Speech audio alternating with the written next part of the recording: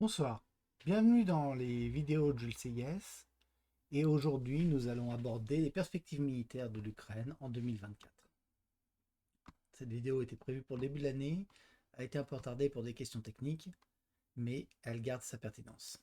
Alors, le conflit aujourd'hui reste un peu sur les lignes qu'il avait fin 2023, c'est-à-dire que 4 oblasts sont annexés en droit russe et sont partiellement conquis.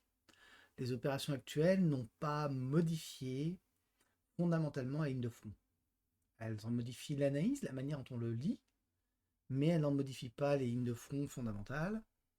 L'oblast de Lugansk est conquis, l'oblast de Donetsk, il manque une partie, l'oblast de Zaporizhia, il manque une partie des Ukrainiens qui étaient attaqués fin 2020, en cours de 2023, n'ont pas réussi à percer.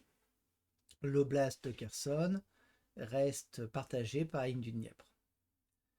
Les objectifs russes restent officiellement les mêmes, la dénazification, la démilitarisation de l'Ukraine, le statut de neutralité. On raconte beaucoup de choses sur le sujet. En réalité, au jour d'aujourd'hui, ils n'ont pas fait connaître qu'ils veuillent autre chose. Maintenant, au vu des pertes et au vu du prix payé par la Russie, alors même si les pertes russes sont un sujet de débat important, et même si contrairement à ce que la propagande ukrainienne affirme, je suis convaincu qu'elles sont beaucoup moins fortes. Je reste sur les hypothèses de Mediazona majorées de 15 à 20% en chiffre de travail, donc du 50 000 tués plus 10 à 12 000 de plus. D'accord, mais ça reste des chiffres de travail, il y a un doute. Mais les Ukrainiens ont évidemment intérêt à nous annoncer des revendications de pertes beaucoup plus élevées pour faire croire que les Russes sont à bout. Le problème, c'est que ça ne se traduit pas sur les opérations. Malgré ça, même sur un bilan à 60 000 morts, la Russie n'oubliera pas. Et donc, il est probable que la Russie posera comme condition au moment où elle alignera tout l'est de Dniepr et très probablement la zone d'Odessa, ce qui priverait l'Ukraine de l'accès à la mer et et conduirait donc à un État ukrainien croupion qui resterait si en plus la Hongrie, la Pologne viennent se servir. L'Ukraine de l'Ouest resterait comme une vaste prison économique qui n'aurait plus les moyens d'être indépendante. Elle devrait trouver des accords avec une dette très élevée. C'est probablement ce que les Russes ont comme position de négociation initiale le jour où quelqu'un s'assiera en face de la table. Est-ce qu'ils la garderont? Ça, c'est une autre question, mais ça risque d'être leur demande. Et aujourd'hui, le rapport de force sur le front semble favorable. Au plan militaire, les Russes sont dans une situation où ils ont l'initiative des opérations. Ils l'ont eu pendant pratiquement toute la guerre. Ils ont eu l'initiative au début. Il y a eu ensuite les contre-offensives donc de Kharkiv et de Kherson, mais ça a été 2-3 mois, pas plus. Ensuite, les Russes ont repris offensive et initiative avec les combats de Bakhmut, qui ont duré pendant des mois. On peut critiquer en disant ça avançait pas vite, oui, mais ça avançait et c'était une bataille menée à l'initiative des Russes, dans le sens que les Russes voulaient, selon la stratégie russe. Donc les Russes ont une initiative stratégique. Les Ukrainiens ont reconstitué une réserve stratégique qui a servi à la fameuse offensive de Robotny. Cette offensive de Robotny a échoué. Et depuis, les Russes continuent leur stratégie de grignotage. Alors, stratégie de grignotage, ça veut dire que les Russes sont entrés dans une stratégie d'attrition et qu'en fait, les opérations ne doivent pas s'évaluer sur l'ampleur des gains territoriaux, mais sur le rapport de perte. Comme les rapports de perte ne sont pas officiellement publiés par les deux camps, c'est difficile d'évaluer. On est un peu obligé d'être dans la croyance. Si vous croyez les chiffres ukrainiens, ça se passe très mal pour les Russes. Si vous croyez les chiffres de Mediazona et qu'en face vous avez des pertes très élevées ukrainiennes qui font relativement consensus, bon, on n'est pas dans la même discussion. Voilà, donc à première vue, la conclusion est aujourd'hui que les Russes ont l'initiative, qu'ils la maintiennent comme ils veulent. Ils ont très probablement une réserve stratégique. Alors, il y a différentes manières d'utiliser, soit renforcer les fronts, soit mener un coup de serpe. Bon, un coup de serpe voulant dire prendre Kharkiv, ce qui est une ville fortifiée, difficile à prendre, difficile à occuper. Jusqu'ici, les Ukrainiens ont fait preuve d'un certain talent pour rendre coûteux la conquête des villes, ou en tout cas difficile. Alors, au plan économique, vous voyez ce qui se présente. Si les Russes prennent l'est de Dniepr, ils prendront les régions les plus riches d'Ukraine. Et notamment les régions qui avaient le meilleur commerce extérieur. Il faut ajouter à ça que l'Ukraine d'après-guerre souffrira d'une situation sociale catastrophique. Après la perte de tant de gens, les familles devront vivre avec des mères célibataires, des enfants orphelins. Ce n'est pas un cadre favorable. Et l'Ukraine aura en plus une situation, donc l'Ukraine restante, si on est dans le scénario maximum, aura en plus les dettes de guerre. On a donné plus de 200 milliards d'aides. Une large partie de cette aide est en fait sous forme de prêts que l'Ukraine devra rembourser. Même si l'Ukraine les aura tous touchés, puisque nous connaissons tous les problèmes de corruption, l'Ukraine est liée à ces aides qu'elle est censée avoir touchées. Donc ce qui veut dire que le premier invité à Kiev après-guerre sera très probablement le FMI. Ça aussi, ça colore les considérations militaires, c'est-à-dire que l'Ukraine, vous voyez le petit jeu de mots, la économique SS, parce que l'Ukraine va être un territoire d'exploitation, va être ravagé. Si l'Ukraine arrête la guerre demain, l'Ukraine se retrouve face à son mur de dette. Et elle n'est plus viable financièrement. Donc il y a un intérêt pour l'Ukraine à poursuivre la guerre, qui est de ne pas assumer ses dettes. Tant que la guerre dure, personne ne demande à l'Ukraine d'assumer ses dettes. Alors, au plan militaire maintenant, je voudrais dresser un parallèle avec l'offensive des 100 jours en 1918. L'armée ukrainienne a été usée après de grandes offensives. L'amélioration qualitative en 1918, l'armée allemande s'est brisée par les offensives de Kaiserschlacht, qui lui ont coûté beaucoup d'effectifs, ses meilleures troupes, et l'armée allemande s'est retrouvée dans une situation catastrophique où elle n'était pas en mesure de poursuivre les opérations. L'armée française, en parallèle, s'est beaucoup améliorée, a développé l'art opératif. Elle avait à l'époque beaucoup revu sa logistique grâce notamment aux voies sacrées. L'armée française faisait fonctionner 6 voies sacrées. Elle déplaçait ses troupes et avec moins de canons, elle tirait autant que l'armée allemande. D'accord? Donc elle pouvait vraiment faire peser son choix tactique et stratégique. Et l'armée allemande manquait de tout.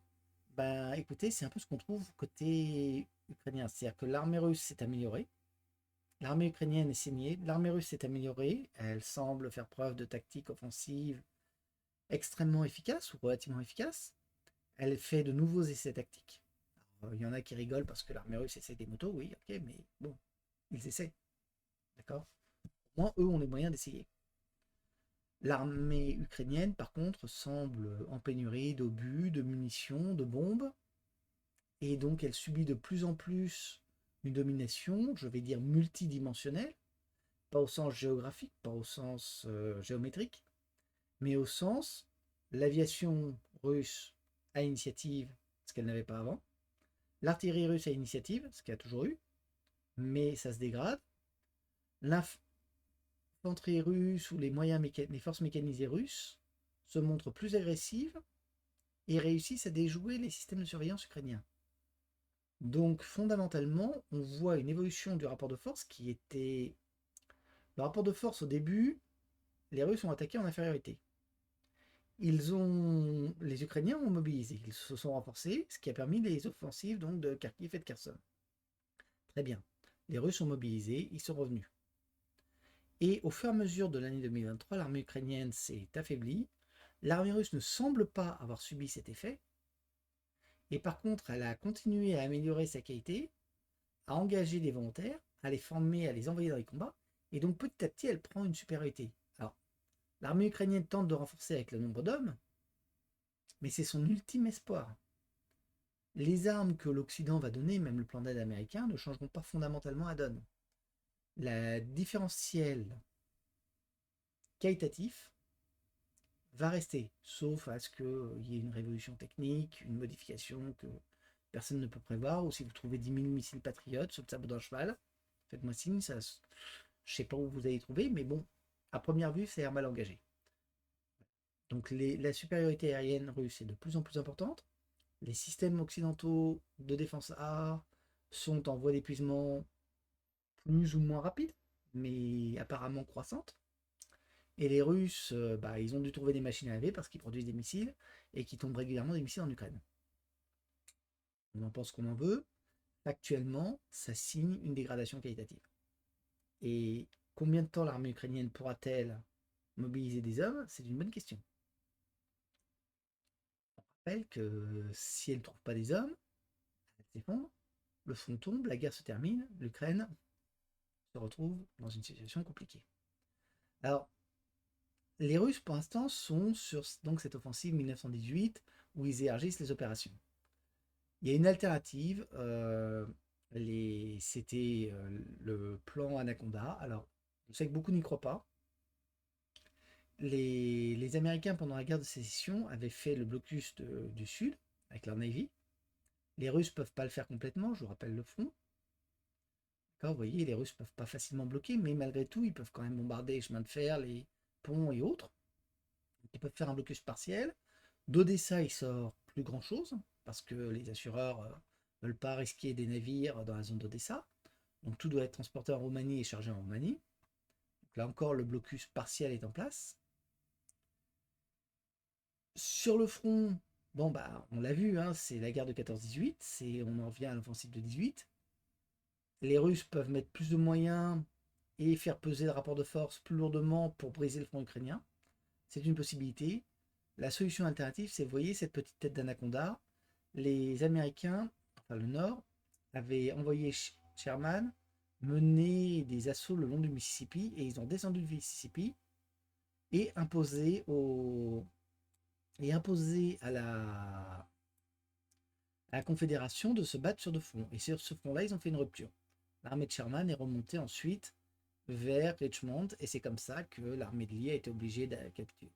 Alors, c'est ce que je disais, le coup de serbe du côté de Kharkiv. Ça suppose de prendre Kharkiv, ça suppose d'énormes effectifs, une énorme disponibilité en effectifs. Ça semble pas cohérent avec ce que les Russes engagent, puisqu'ils font plutôt des percées brutales, violentes, mais courtes en termes de zone. Aujourd'hui, ils sont sur le front de Donetsk. Avant, ils tapaient sur le front de Zaporizhia. Ils n'ont pas la capacité à première vue d'engager sur tout le front. Raison d'état-major, stock de munitions, on ne sait pas. Shoigu ne m'envoie pas son communiqué. Si jamais il le fait, faites-moi signe, ça m'intéresse. Mais de faire, enfin, il ne m'envoie pas ses rapports secrets, je veux dire. Ses communiqués, les communiqués sont pour tout le monde. Ça, il les envoie à tout le monde. Non, ces rapports secrets ne me sont pas envoyés, je m'en excuse. Donc, je peux juste dire, il y a deux alternatives possibles. Une que les spécialistes considèrent comme très probable, qui est une rupture du front en pesant de plus en plus lourdement sur le front. Une autre qui est le coup de serpe, mais qui doit être considérée comme une solution faible probabilité. Alors, au plan géographique, alors, au plan de la guerre, on va avoir un deuxième enjeu qui est les élections. Je vous ai dit, l'Ukraine a l'obligation de tenir le front parce que si elle arrête la guerre, elle se retrouve face à son mur de dette. C'est une chose. Deuxième chose, il y a des élections chez les sponsors de l'Ukraine. Alors, il y a les élections en Russie, c'est passé. Check. Ça n'a rien changé. Les Russes continuent à attaquer comme ils attaquaient avant. Ils ont fait un joli petit défilé le 9 mai sur la place rouge, mais enfin bon, une petite exposition de chars occidentaux, histoire d'aider Rheinmetall. Si vous avez des actions Rheinmetall, Vladimir Poutine s'excuse très probablement, mais vous ne devez pas prendre au sérieux ces excuses. Je suis désolé, je crois que non. Ils en avaient un peu rien à faire. Mais bon. Voilà. Mais les votes impactent les opérations. Alors, il y a les européennes le 9 juin, ce qui peut constituer aussi une raison de tenir jusqu'au 9 juin. Soit le poids diplomatique de l'Europe dans la guerre est assez faible. Donc il est probable que ça ne joue pas un grand rôle. Par contre, là où ça peut jouer, c'est que après le 9 juin, en général, avant des élections, il y a des mesures de soutien économique pour que la situation économique soit bonne, florissante, glorieuse. Bruno Le Maire se réjouissait de nous annoncer que nous avions 0,2% de croissance. Bon, 0,2% de croissance, il faut surtout entendre le 0 et pas trop le 2. 0% de croissance, c'est pas très brillant. Imaginez quand les mesures de soutien économique vont s'arrêter après les européennes. Là, les peuples européens vont sentir leur douleur et le soutien à la guerre risque de s'éroder. Les peuples auront certes moins de moyens pour poser puisque les votes auront été mis dans les urnes. Mais bon, malgré tout, vous risquez d'avoir un violent mouvement d'opinion en Europe. Est-ce que ça suffira à arrêter la guerre? Bonne question. Est-ce que ça suffira à arrêter le soutien de l'Europe à l'Ukraine? Ça peut se poser comme question. Et puis la deuxième élection, évidemment, c'est l'élection aux États-Unis en novembre. On a vu avec le package américain à quel point les opérations ukrainiennes dépendaient des armes américaines. L'Europe ne peut pas fournir de grosses quantités d'armes. Ce qu'elle fournit est relativement faible par rapport à ce que l'industrie américaine peut fournir. Et donc, si l'élection en novembre change, il est possible qu'on ait demandé aux Ukrainiens de tenir jusqu'à novembre pour ne pas compromettre l'administration en place. D'accord, c'est évidemment un procès d'intention, mais certains procès d'intention se gagnent assez bien. Voilà, donc il faut prendre en compte l'hypothèse. Dans ce cas, ça veut dire que la guerre se terminerait, on entamerait des négociations en novembre, compter 2-3 mois, on terminerait la guerre du côté de début 2025. Vrai, pas vrai, bonne question. Mais c'est une option. Une option sur laquelle, on va dire, si vous allez chez les bookmakers anglais, vous avez une chance de trouver cette option et de l'avoir mise en œuvre. D'accord? C'est pas une option qui va vous rapporter beaucoup avec les bookmakers. Alors maintenant, je voudrais juste prendre quelques minutes pour faire quelques considérations tactiques pour comprendre en quoi ce conflit se différencie des conflits précédents. Alors d'abord, au plan géographique, les considérations géographiques dont je vous parlais, les Russes sont en train de passer les lignes de crête. Chassivyar, c'est le haut du Donetsk. Et donc, jusque ici, les Russes montaient. À partir de là, ils sont en descente. Alors, je ne dis pas que ça va tout changer, hein. D'accord? Monter, descente, c'est relatif. Les missiles, ils vont quand même plus vite qu'un fantassin qui monte ou qui descend une colline. Mais ça joue. Ça donne un petit effet d'entraînement. Donc, comme les Russes sont déjà ascendants, au moment où ils sont en train de monter, quand ils vont se retrouver en position de descente, cet ascendant risque de s'accélérer encore un peu. Je ne parle pas d'un ascendant, attention, hein, je ne dis pas que ça va tout changer. Considérez, si vous voulez le prendre dans un exemple chiffré, que les Russes ont aujourd'hui un malus de 5% et qu'ils auront un bonus de 5%. D'accord? Mais moins 5 plus 5, ça fait 10% de l'écart. Vous voyez, on risque d'avoir tout de même, dans les prochains mois, et notamment durant l'été, où le terrain sera favorable aux opérations mécanisées, et les Russes multiplient les opérations mécanisées, on risque d'avoir des opérations russes qui seront dans des conditions relativement plus favorables, relativement plus rapides, et qui vont avancer. Il est possible que la chute de Chassivyar débloque une partie. Après, il y a encore une ligne de défense au-delà. Est-ce que les Russes déboucheront en terrain libre et est-ce que le terrain libre leur permettra de foncer très vite? J'ai un doute et on va y venir. Alors, les fronts, aujourd'hui, juste pour qu'on ait une idée, le front de 14-18 à l'ouest, c'était 750 km avec 3,5 millions d'hommes. Aujourd'hui, c'est 1300 km avec 600 000 hommes de part et d'autre, première vue. D'accord? On peut discuter si les 600 000 hommes sont totalement en ligne. Non, ils ne sont pas totalement en ligne. Il y a les spécialistes et les artilleurs. Il y a beaucoup d'hommes de réserve. C'est probablement la moitié qui est réellement en opération. 200-300 000 hommes maximum. Le reste est encore. D'accord? Sur un front de 1300 km. Donc 2 fois plus long que le front. Presque 2 fois plus long que le front de l'Ouest. Juste pour vous donner une idée. Vous voyez la beaucoup plus faible densité en hommes sur le front. C'est ça l'idée que je voulais vous donner.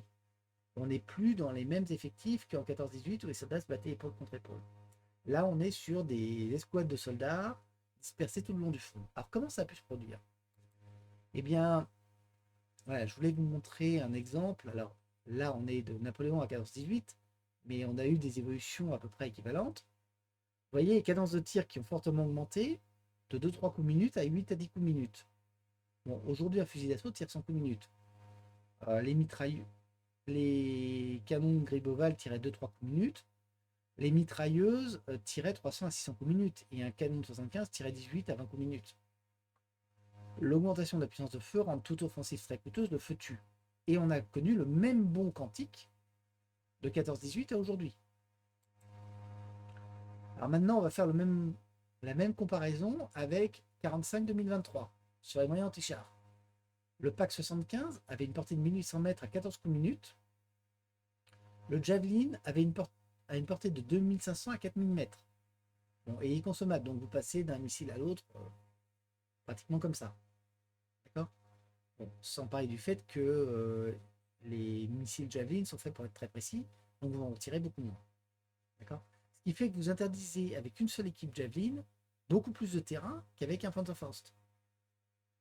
Et c'est comme ça, vous voyez, avec cette augmentation de la puissance de feu des fantassins, avec la puissance de feu des moyens anti-chars, avec en fait l'augmentation de la puissance de feu de tout, que vous faites qu'on ne peut pas déployer les mêmes effectifs sur le front. Donc à un moment, ça devient quand même dur de pousser. Les Ukrainiens ont bâti là-dessus pour parler de leurs offensives de viande, de leurs assauts de viande que les Russes feraient. Bon, en pratique, c'est très improbable. Quand on regarde les images de soldats russes, si vous regardez en détail, vous verrez qu'ils ont souvent 2 gilets pare-balles, pas un, deux. Donc ils sont très protégés, très bien équipés à première vue. Et donc les Russes utilisent énormément de puissance de feu pour faire baisser la tête. Ils ont des équipes de drones qui fonctionnent apparemment très bien. Et donc, de fait, le front subit une surveillance beaucoup plus importante. Les Ukrainiens bénéficient d'ailleurs des moyens de surveillance de l'OTAN qui leur permettent de bénéficier d'une qualité de renseignement que l'Ukraine ne pourrait pas s'offrir.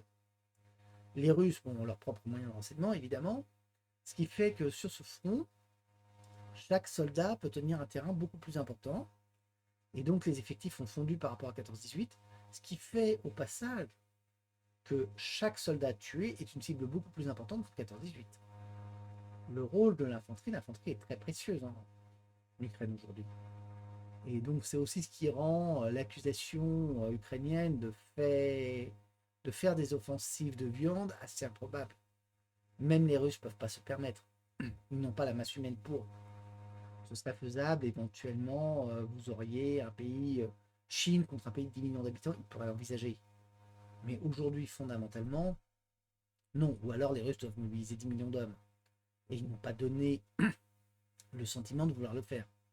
Ils ont rappelé 300 000 hommes, depuis ils mobilisent des volontaires, ils paient pour avoir les volontaires, et ils jouent sur le patriotisme, ils jouent sur tous les moyens.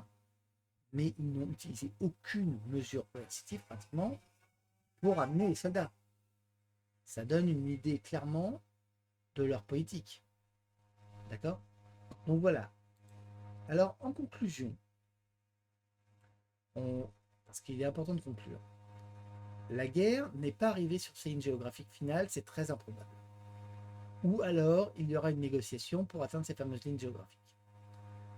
L'objectif russe est très clairement l'armée ukrainienne. Ça fait partie de leurs objectifs initiaux, détruire la capacité militaire de l'Ukraine, y compris peut-être son réservoir de recrues mobilisables. D'accord, ne jamais l'oublier quand on vous dit les Russes terminent pas la guerre et autres. Oui, mais peut-être que leur objectif, c'est de détruire le potentiel de recrues mobilisables de l'Ukraine. Parce que comme ça, l'Ukraine ne pourra plus venir les embêter dans les prochaines décennies. Les Russes savent que démographiquement, ils vont avoir une baisse démographique très importante, parce qu'ils vont payer, entre guillemets, enfin, ils vont subir le contre-coup de la génération des années 90 qui n'a pas eu d'enfants. Donc la population russe va diminuer. Donc il faut qu'ils terminent l'Ukraine d'une manière définitive. À partir de là, une fois qu'ils seront sûrs que l'Ukraine ne pourra plus venir les embêter du tout, qu'ils n'auront plus à y revenir, ils pourront signer une paix. Mais une paix qui se fera sur des conditions qui leur garantissent que l'Ukraine ne pourra pas leur faire, je vais utiliser le terme de bébé dans le dos, mais qui n'aura pas besoin de s'y remettre, qui n'aura pas besoin de repasser. Et les Russes ont payé très cher cette guerre jusqu'ici, au moins en moyens financiers. Ils ont subi quand même des sanctions très violentes, même si ces sanctions ont échoué à atteindre leur objectif stratégique qui était de briser l'économie russe. Toutes les tentatives occidentales ont échoué pour transformer le régime politique russe. C'était un objectif, c'était la seule option sérieuse pour faire gagner l'Ukraine. Donc les Russes savent qu'ils vont gagner. La question, c'est que leur faut-il pour arrêter? Et surtout, à quel moment en face sont-ils prêts à le faire? Parce qu'à la rigueur, les Russes peuvent exiger quasiment ce qu'ils veulent à la table des négociations de le rapport de force. Mais qu'est-ce que l'Occident ou l'Ukraine, ils sont prêts à aller jusqu'à quelle situation avant de s'asseoir à table et de donner aux Russes ce qu'ils veulent? Et c'est peut-être là l'élément le plus important. Au plan tactique, les Russes, le rythme de guerre actuel, ils peuvent le tenir à première vue, parce que les effectifs sont précieux, ils n'ont pas puisé dans leur potentiel humain à première vue, donc ils peuvent continuer, leur potentiel industriel leur permet de continuer en rythme de croisière. L'Ukraine est à court d'hommes, l'Ukraine est à court de moyens industriels parce que l'OTAN ne peut plus les fournir. Même si l'OTAN met 4 ou 5 ans à construire ses usines et à relancer la production, ce sera trop tard. Il est très improbable que l'OTAN parvienne à le faire parce que tout bêtement, la volonté manque. Et que ça, relancer la production, ça veut dire relancer aussi des usines, relancer des masses d'ouvriers, tout ce que l'Occident a, on va dire, brisé au cours des dernières décennies. Donc, à première vue, ça se terminera par une négociation, par une capitulation quasi sans condition, ou avec très peu de conditions. Et ce jour-là, les vraies difficultés pour l'Ukraine vont commencer. Et nous, on va devoir faire nos comptes aussi. Voilà, je vous remercie infiniment et j'espère que ça vous a apporté beaucoup. Bonne journée.